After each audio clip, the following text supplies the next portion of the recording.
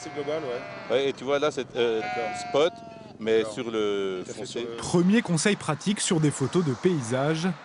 Une pause en forme d'échauffement pour 9 stagiaires pressés d'aller voir les coureurs du Tour. Habituellement, je les vois tourner autour de l'Arc de Triomphe. Là, je les vois vraiment en nature. Voilà, je peux les approcher, tu vois. L'idée pour eux, c'est de construire un reportage un peu global sur cette étape des Pyrénées. Donc d'avoir aussi l'environnement, on était hier soir au pic du Midi de Bigorre pour la soirée, d'avoir aussi du paysage, des gens dans le public, tout le off aussi et l'ambiance qu'il y a autour du Tour. L'ambiance, comme le Tourmalet à la veille du passage des cyclistes. Là encore, l'occasion de s'exercer. Des zones un peu sombres, ça va, mais des zones très éclairées, c'est pas esthétique. Elle m'a expliqué les alternatives que j'avais pour pouvoir prendre le coureur, la statue, avec un bon éclairage, sans que le ciel m'apporte trop de lumière, quoi. Une dernière halte au col d'Aspin.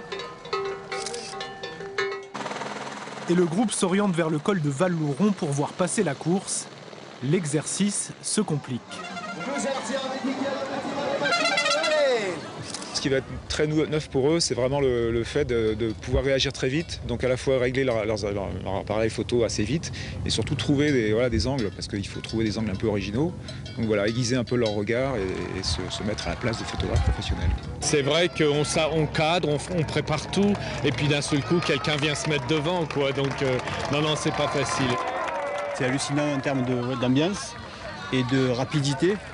Ça pardonne pas, je pense vraiment qu'il faut avoir un bon niveau en photo pour pouvoir le faire parce qu'il faut aller vite, il ne faut pas rater l'occasion parce qu'une fois que c'est passé, c'est trop tard, il faut attendre l'année prochaine. Avant l'année prochaine, sur la route à l'arrivée ou au village départ, les stagiaires ont encore 2 étapes pour aiguiser leur regard.